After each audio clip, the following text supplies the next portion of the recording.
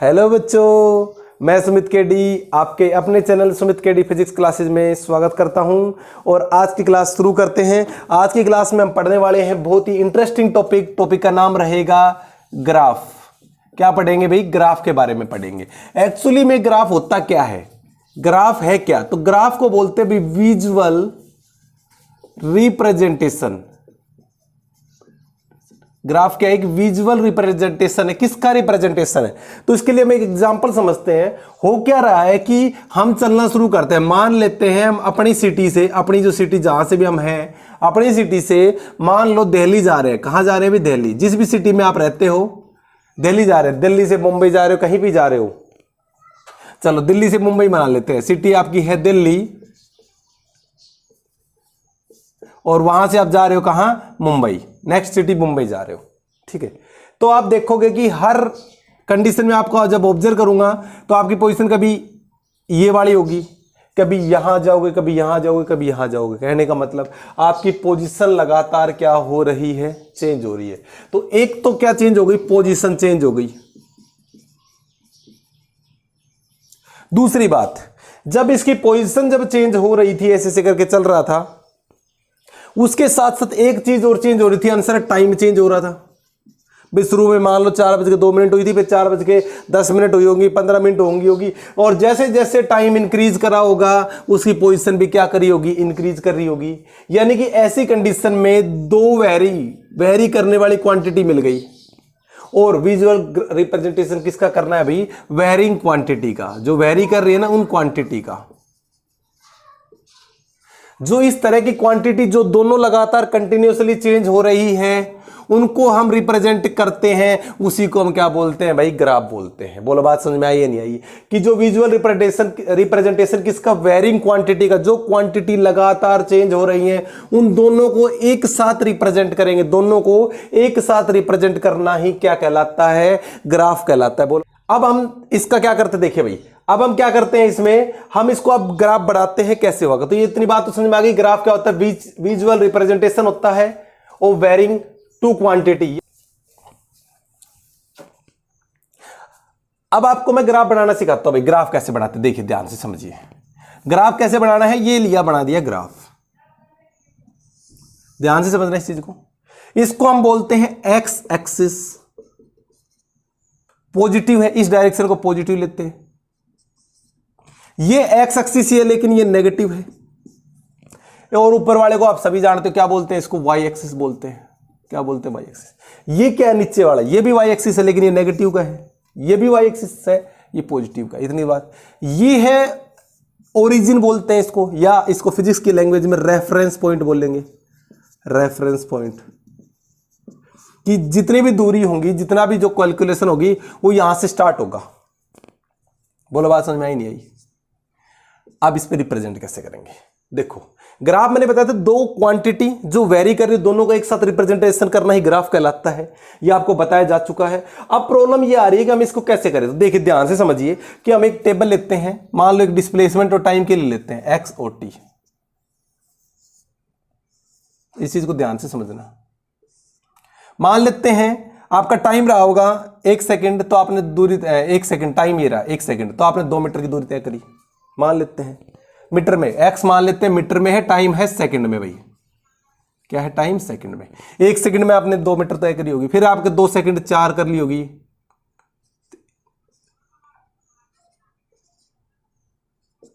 चलो इतने कर लेते हैं हम। तो क्लियर होगी बात? ये हमने एक ग्राफ बनाया।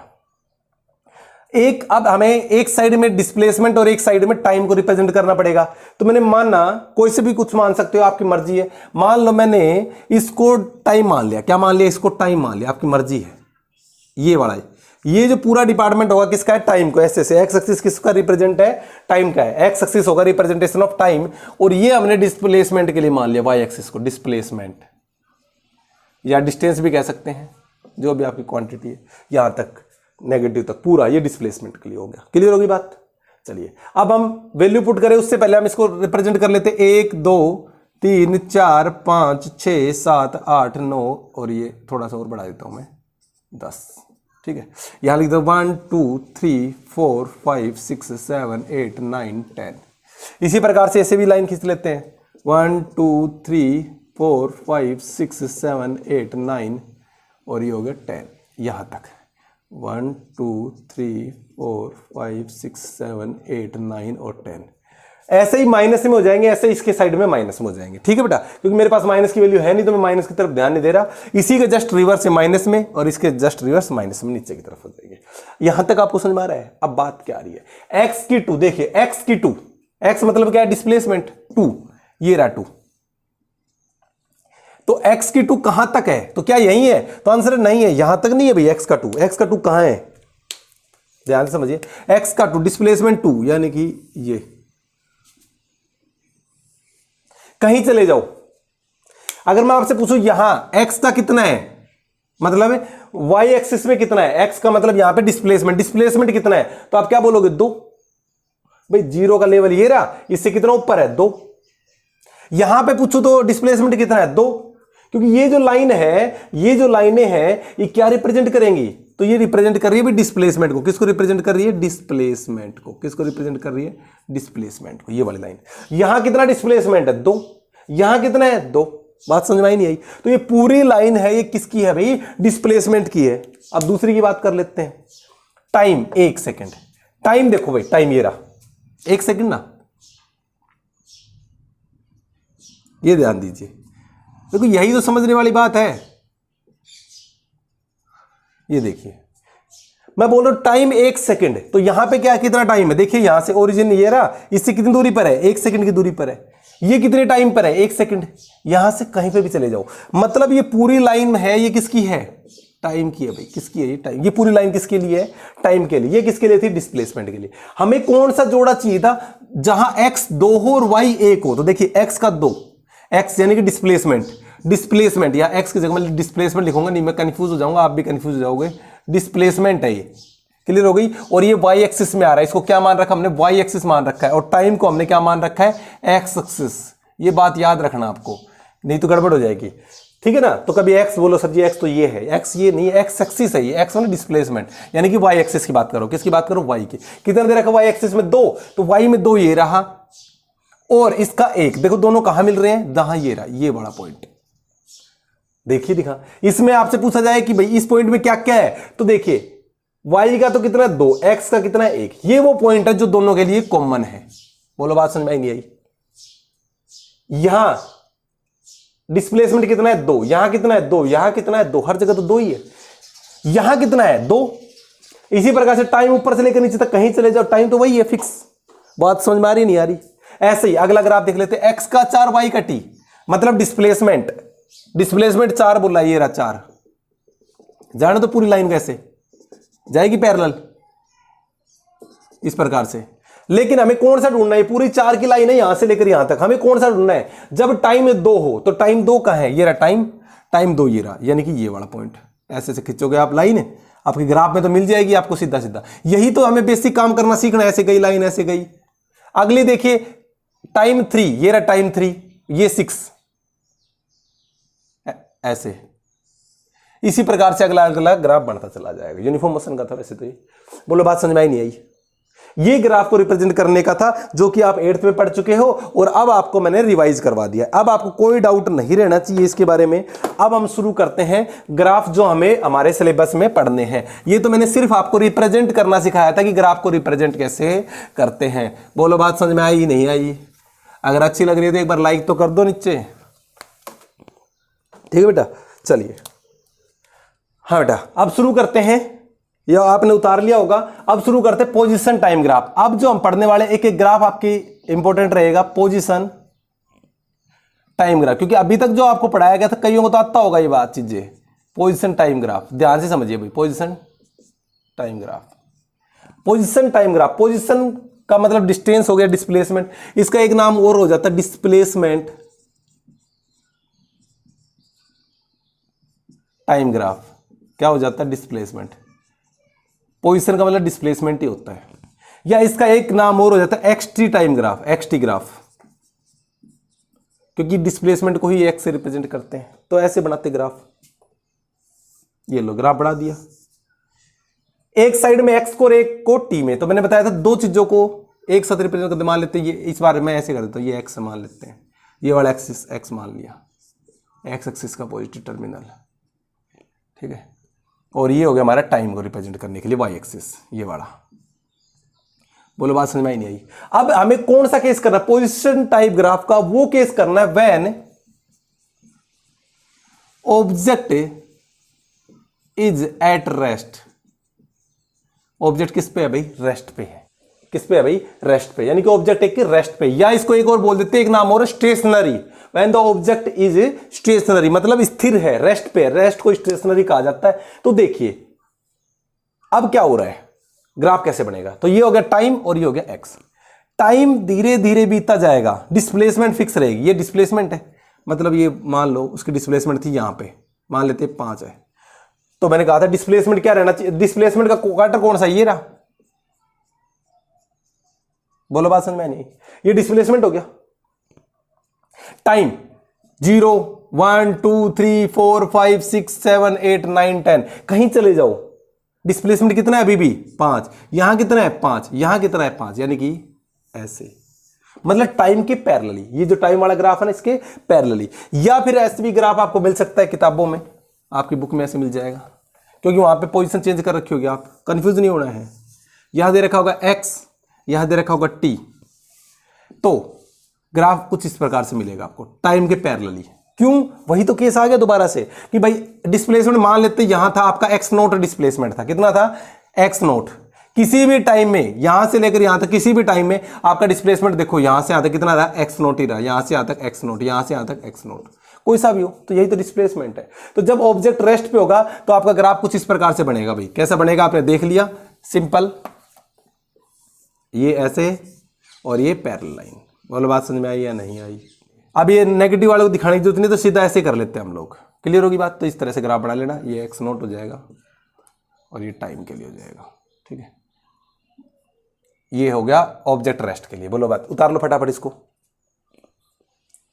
अगला जो ग्राफ है पोजीशन टाइम ग्राफ का ही है, when the object is moving with uniform motion.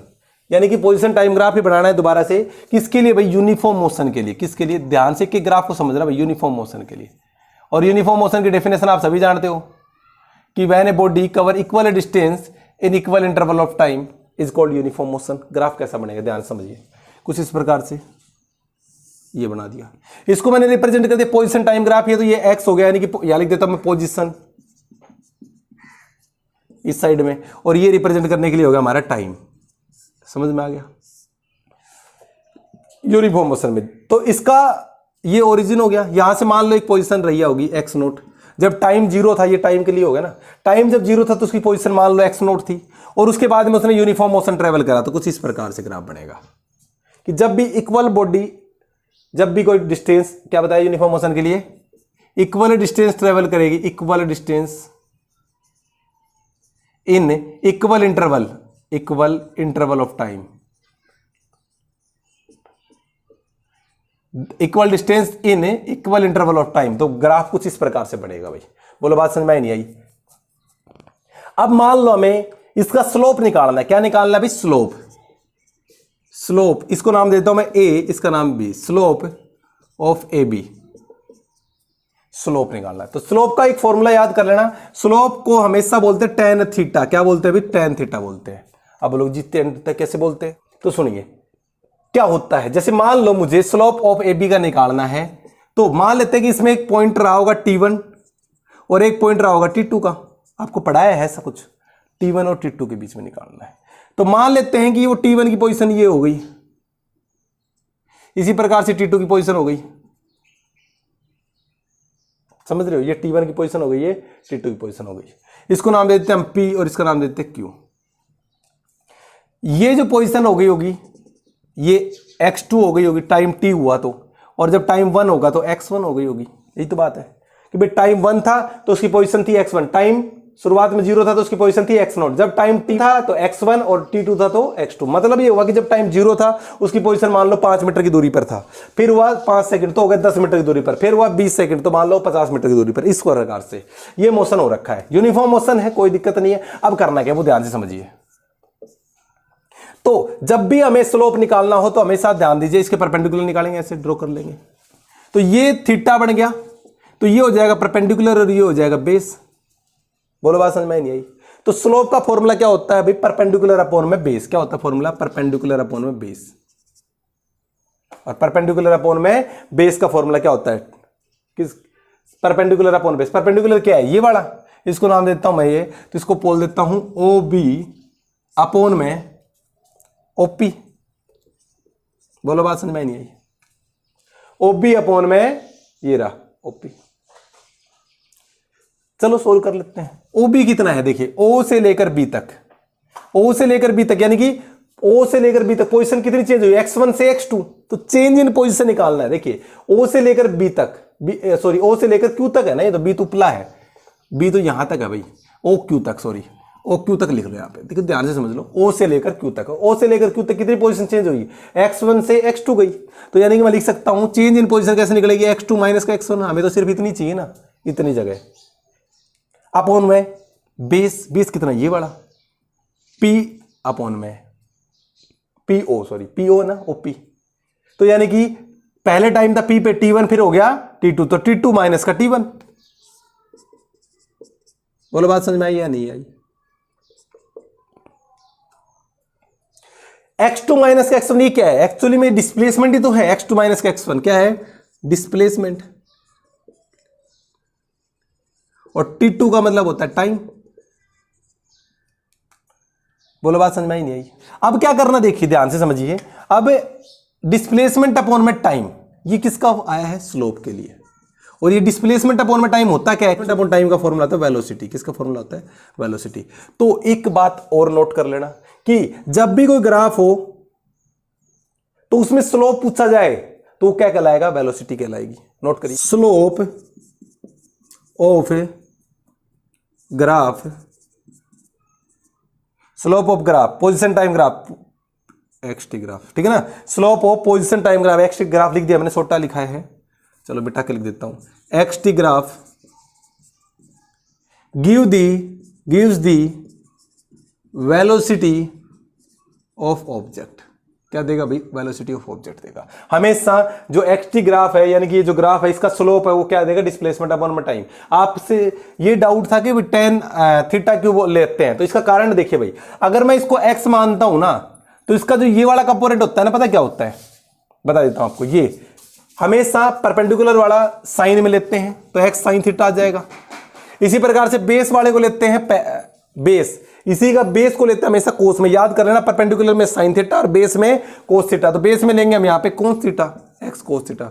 आपको होगा जी कैसे ले लिया? अगला जो चैप्टर आएगा ना वहां पूरा कंसेप्ट आपको बता दूंगा, ठीक है बेटा? अभी आप इतना ही समझिए कि परपेंडिकुलर में लेते हैं साइन और बेस में लेते हैं कोस। आपको समझ में एक एक एक्यूरेट बता दूंगा कि क्यों आया। अभी दोनों को डिवाइड करना है भाई, थीटा परपेंडिकुलर अपॉन में बेस फॉर्म लगाया, स्लोप निकालना है परपेंडिकुलर अपॉन में बेस। तो साइन अपॉन में कोस क्या होता है? टेन थीटा ही तो होता है। एक्स एक्स कट गया तो टेन थीटा हमने लिख दिया। तो बात है कि slope of A B tan theta, P by B, मतलब एक ही है सारी चीजों का, तो आंसर है टेन थीटा। तो और ये सभी को जब इसको सोल्व करा तो ये क्या है? डिस्प्लेसमेंट, x2 माइनस का x1 अपॉन में t2 माइनस का t1 क्या है? टाइम है। तो इस प्रकार से हमने पूरा कवर कर लिया। इसको फटाफट नोट डाउन करिए भाई। अब अगला जो टॉपिक हमारा है पोजीशन टाइम ग्राफ ही है, लेकिन इस बार कैसा है? नॉन यूनिफॉर्म मोशन है भाई। कैसा है? Non uniform motion. इसी का जस्ट अपोजिट हो जाएगा। कैसा भाई? Non uniform motion. ध्यान समझिए, इस बार कैसा हो जाएगा? Non uniform motion. नॉन, बस इतना ध्यान रखना है कि पोजीशन टाइम ग्राफ किसके लिए भाई? नॉन यूनिफॉर्म मोशन के लिए। अब देखते हैं नॉन यूनिफॉर्म मोशन कैसे बनेगा। तो एक बात तो याद कर लेना, इसमें जो सेकंड वाली इक्वेशन है S is equal to U T plus half A T square, उसी से निकल के आएगा। यानी कि इसमें कहेगा जो डिस्प्लेसमेंट एस क्या है यहां पे? डिस्प्लेसमेंट, जो डिस्प्लेसमेंट है ना वो डायरेक्टली प्रोपोर्शनल टी का स्क्वायर, क्वाड्रेटिक इक्वेशन। कुछ इस प्रकार से, एक तो ये कंसेप्ट क्लियर हो जाना चाहिए। ये क्वेश्चन मैंने एमसीक्यू क्वेश्चन में करवाया और अभी है, जिन्होंने नहीं देखे तो देख सकता है। Displacement is directly proportional to square of the time, मतलब टाइम के स्क्वायर के डायरेक्टली प्रोपोर्शनल। जितना आप डिस्प्लेसमेंट बढ़ाओगे, जैसे टाइम बढ़ाओगे 2 सेकंड, 2 का स्क्वायर कितना होगा? 4 टाइम डिस्प्लेसमेंट बढ़ेगा। इस बात का ध्यान देना। तो इसका मतलब ये हो गया। अब इसका ग्राफ बना देते हैं। ग्राफ कैसा बनेगा? तो कुछ इस प्रकार से, यहां ले लिया हमने x डिस्प्लेसमेंट के लिए, ये ले लिया t, और कुछ ग्राफ कुछ भी प्रकार से बना दो। ये पैराबोला ग्राफ कैसा बनेगा भाई? इसका हमेशा पैराबोला बनेगा भाई। कैसा बनेगा? पैराबोला। पैराबोला होता है कर्व्ड शेप को पैराबोला कहा जाता है। कुछ इस प्रकार से बन जाए इसी प्रकार से बढ़ जाए, इस तरह से बढ़ जाए, मतलब इक्वल डिस्टेंस ट्रेवल नहीं करेगी इक्वल इंटरवल ऑफ टाइम में। यहां से आपको पता लग रहा है, यहां से इसके नीचे लिख देना, इसके नीचे लिख देना डिस्प्लेसमेंट है। दिस इज क्वाड्रेटिक इक्वेशन, क्या लिखोगे, this is quadratic equation, so path become parabola, क्या लिखोगे, पाथ बिकम पैराबोला, यानी कि पैराबोलिक पाथ बनेगा, क्योंकि कैसी इक्वेशन है, क्वाड्रेटिक इक्वेशन है। अब हमें करना क्या है, चलो इसको थोड़ा सा सुथरा बना देता हूं मैं, इसको ऐसे करके बना देते हैं, ऐसे करके ऐसे ग्राफ बना लेते हैं, थोड़ा अच्छा लगेगा, ऐसे बना ले, ऐसे बना ले, एक ही बात है। अब थोड़ा समझने के लिए बता देते हैं, velocity time graph, velocity time graph देखिए के बारे में देखिए, वेलोसिटी टाइम ग्राफ कैसे बनाते हैं। तो वेलोसिटी टाइम वैसे ही बनाना है जैसे डिस्प्लेसमेंट टाइम ग्राफ था, यहां लिखेंगे वेलोसिटी, जैसे वहां डिस्प्लेसमेंट लिखते थे, और यहां लिख देंगे टाइम। करना क्या है बस। अब फर्स्ट केस कर लेते हैं कि जब ऑब्जेक्ट जैसे उसमें रेस्ट पे था ना, ऐसे ही इसमें जब ऑब्जेक्ट यूनिफॉर्म मोशन कर रहा है, कौन सा केस है, यूनिफॉर्म मोशन का। देखो ग्राफों को आप प्रैक्टिस करोगे तब समझ में आएगा। यूनिफॉर्म मोशन मतलब, यूनिफॉर्म मोशन का मतलब ये हो गया कि वेलोसिटी चेंज नहीं हो रही है, वेलोसिटी क्या है, कांस्टेंट है। यूनिफॉर्म मोशन में यही होता है कि बॉडी इक्वल डिस्टेंस ट्रेवल करे इक्वल इंटरवल ऑफ टाइम में, तो वेलोसिटी चेंज नहीं होगी, हर जगह वेलोसिटी उसकी वही रहनी है, तो वेलोसिटी क्या हो गई, कांस्टेंट हो गई। तो यानी कि मान लेते हैं उसकी वेलोसिटी यहां है, भी वेलोसिटी यहां से लेकर यहां तक, तो आखिरी टाइम तक उसकी वेलोसिटी क्या रहेगी, यही रहेगी। अब मुझे करना क्या है, मुझे एरिया निकालना है, सपोज करना है एरिया निकालना है, area under VT type, VT graph clear होगी बात, VT graph under VT graph. अब कैसे करेंगे देखिए, तो एरिया निकालने के लिए मान लेता हूं मैं टाइम t1 है, ये मान लेता हूं t2 है, इसको मिला लेता हूं मैं ऐसे करके। एरिया निकालना है, इसको बोलेंगे a, इसको बोल देंगे b, इसको बोल देंगे c, इसको बोल देंगे d। एरिया ऑफ रेक्टेंगल निकाल ले, तो यानी कि ये बन रहा है area of rectangle, area of rectangle. बोलो बात समझ में आ रही है नहीं आ रही, ये रेक्टेंगल दिख रहा है, और रेक्टेंगल का फॉर्मूला क्या होता है, लंबाई गुणा चौड़ाई। क्या होता है भाई, लंबाई गुणा चौड़ाई, तो ये हो गई लंबाई और एक को चौड़ाई, यानी कि AD को मैं मल्टीप्लाई कर देता हूं CD से, इसको और इसको मल्टीप्लाई कर दे, क्योंकि ये किसके इक्वल है, ये इसके इक्वल है। बोलो बात समझ में नहीं आई। अब AD कितना है, तो AD तो B दे रखा है, और इसको क्या लेंगे, D से लेकर T2 माइनस का T1।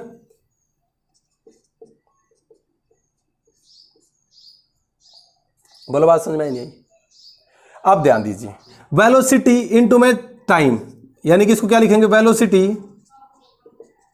इनटू में टाइम, वेलोसिटी इनटू टाइम। एक बात, फॉर्मूला वेलोसिटी को टाइम का फॉर्मूला कुछ याद आ रहा है, वेलोसिटी का फॉर्मूला क्या होता था, डिस्प्लेसमेंट अपॉन में टाइम, तो वेलोसिटी इनटू टाइम क्या हो जाएगा, डिस्प्लेसमेंट। तो यानी कि ये जो फॉर्मूला निकल के आया, किसका निकल के आया, डिस्प्लेसमेंट का निकल के आया भाई, किसका निकल के आया, डिस्प्लेसमेंट का। मतलब ये हो गया कि जब कोई ऑब्जेक्ट यूनिफॉर्म मोशन से ट्रेवल कर रहा हो और उसका एरिया फाइंड आउट करना हो, तो उसमें क्या निकलेगा, हमेशा डिस्प्लेसमेंट, मतलब ऐसे निकल के आएगा। बोलो बात समझ में आई नहीं, तो नोट डाउन करिए फटाफट जल्दी से कि area under the velocity time graph give the displacement of the object. क्या बताया, area under the velocity time graph give the displacement of the object. बोलो बात समझ में आई नहीं आई। एक और कर लेते हैं, velocity time graph for uniformly accelerated motion. क्या बता रहे हैं, यूनिफॉर्मली एक्सेलरेटेड मोशन। अब बात कर रहे हैं यूनिफॉर्मली एक्सेलरेटेड, यूनिफॉर्म मोशन में तो कांस्टेंट थी वेलोसिटी, यूनिफॉर्मली एक्सेलरेटेड मोशन, इस बार एक्सेलरेटेड मोशन लेना है भाई। कैसे लेना है, एक्सेलरेटेड मोशन। एक्सेलरेशन मोशन में ये होता है कि वेलोसिटी चेंज होती है भाई, V2 से V1, कोई दिक्कत नहीं। BT ग्राफ है और ऐसे ले लेते, दोबारा से बना लेते ग्राफ। ये लो हमारा, मान लेते उसकी पहले पोजीशन रही होगी x0, और फिर एक्सेलरेटेड मोशन है, ऐसे चली गई, वेलोसिटी चेंज हो रही है। एक्सेलरेटेड मोशन, एक्सेलरेटेड मोशन है, और वो भी कैसा है पता है, यूनिफॉर्म। मतलब अगर एक्सेलरेटेड का मतलब होता है change in velocity, change in velocity आएगा ना तो भी यूनिफॉर्म में आएगा, मतलब हर इंटरवल में उतना ही आएगा, चेंज नहीं आएगा। चलिए मान लेते हैं ये क्या है वरना टाइम है, और ये क्या था अपनी वेलोसिटी। तो मान लेते इसको x1 नोट मत मानो, फिर v नोट मानो इसको। बोलो बात समझ में आई। मान लेते एक टाइम t1 होगा और एक टाइम t2 होगा, इसमें इसकी वेलोसिटी रही होगी v, पहले वाला है ना तो v1 रही होगी, अभी थोड़ी देर पहले निकाला था, और इसका रहा होगा v2। बोलो बात समझ में आई नहीं आई।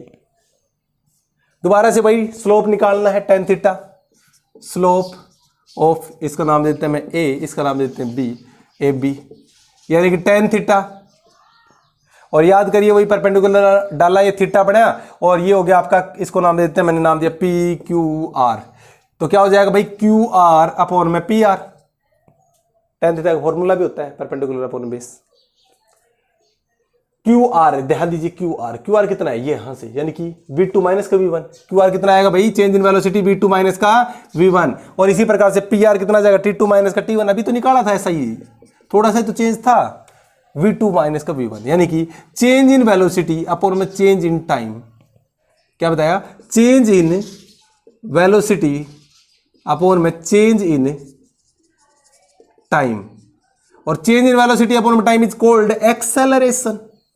तो जब भी कोई एरिया आ जाए, कोई भी एरिया फाइंड आउट करने के लिए, स्लोप फाइंड आउट करने के लिए आ जाए, तो वेलोसिटी टाइम ग्राफ किसके लिए, यूनिफॉर्म एक्सेलरेटेड मोशन के लिए, तो क्या देता है भाई, एक्सेलरेशन। क्या देता है, हमेशा एक्सेलरेशन। फटाफट इसको नोट डाउन करिए और इसके नीचे एक लाइन और लिखिए फिर फटाफट।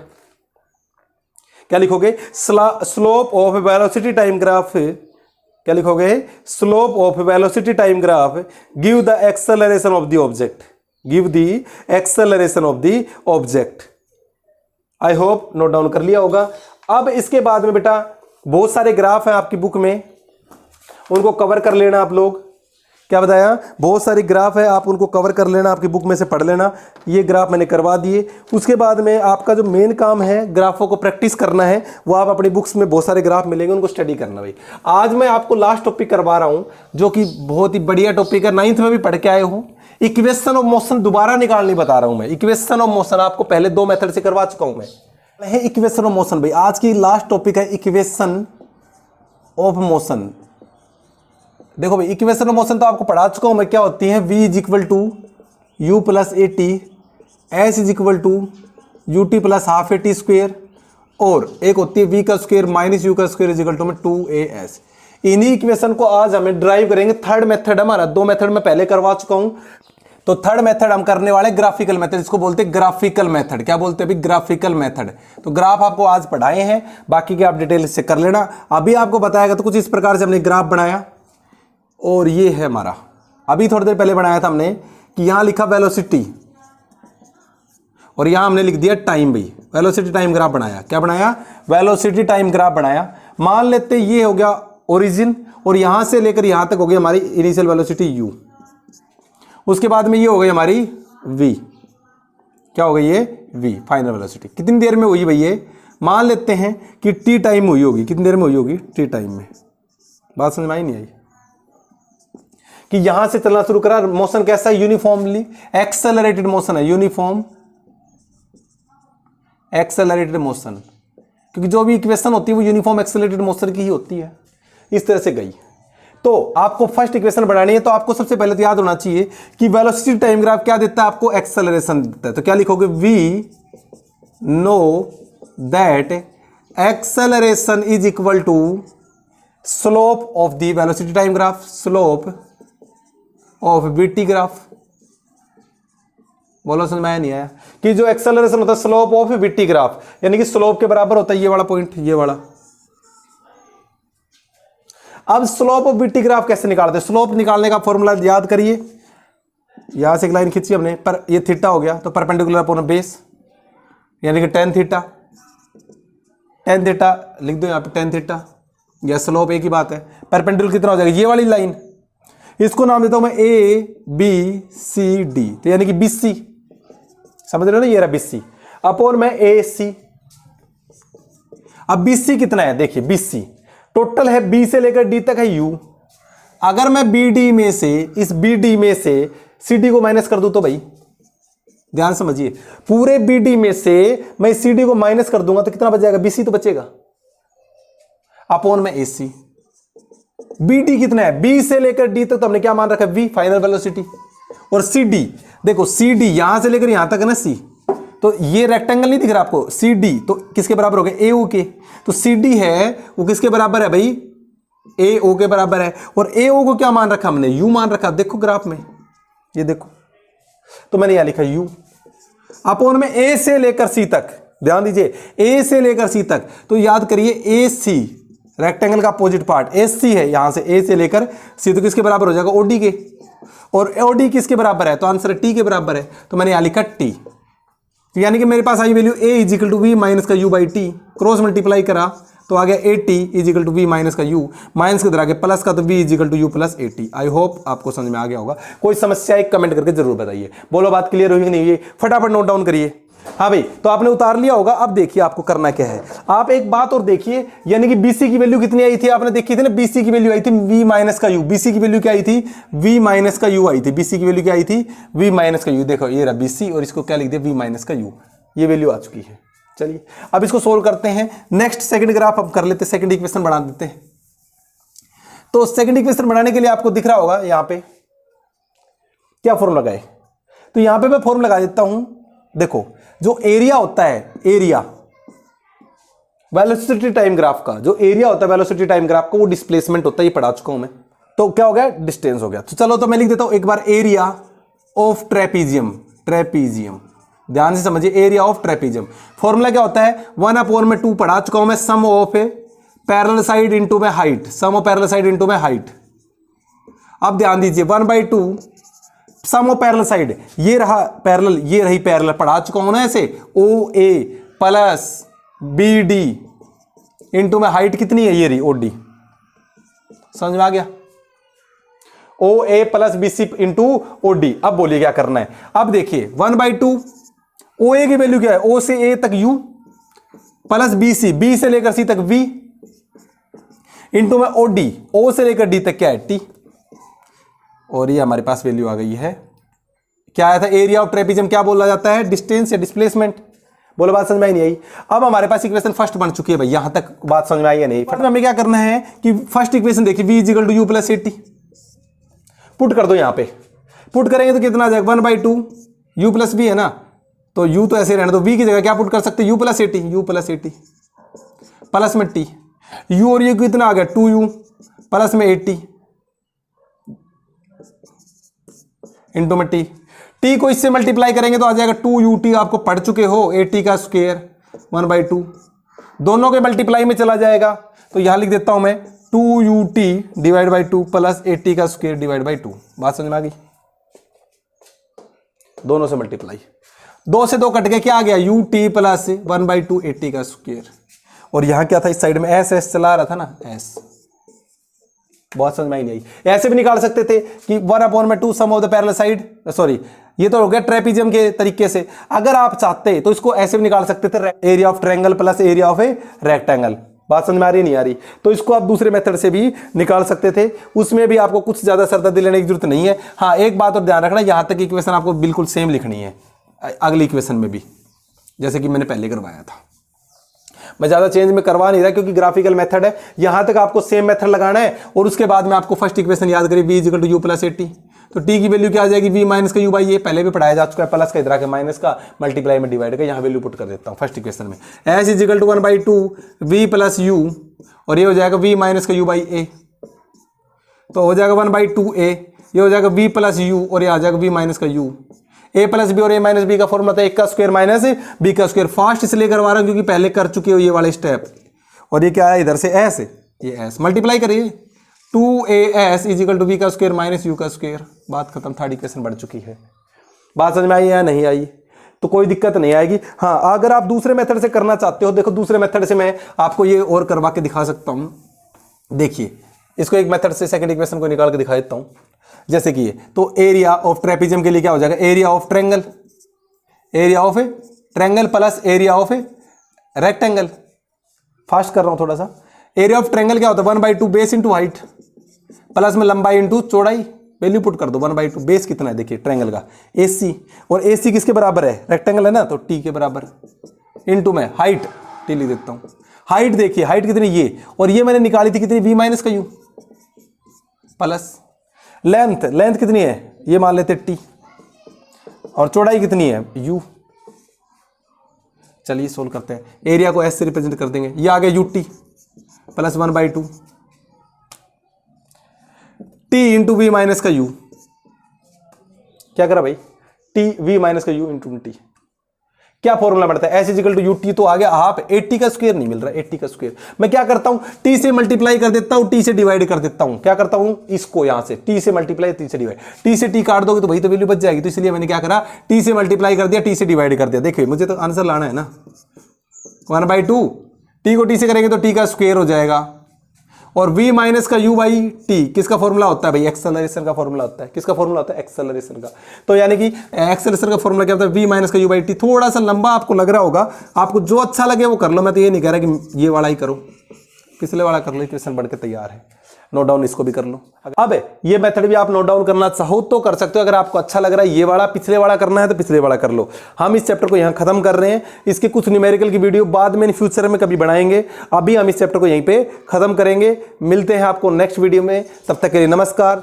अगर आपने चैनल को सब्सक्राइब नहीं करा है तो नीचे रेड कलर का सब्सक्राइब बटन दिख रहा होगा, उस पर क्लिक कर दो आप, और करने के बाद में प्रेस बेल आइकन। अगर बेल आइकन को दबा दोगे तो जितनी भी वीडियो आपकी हमारी क्लास चैनल पे मिलेंगी वो आपके पास डायरेक्टली पहुंच जाएंगी, किसी मैसेज की जरूरत नहीं पड़ेगी। नमस्कार।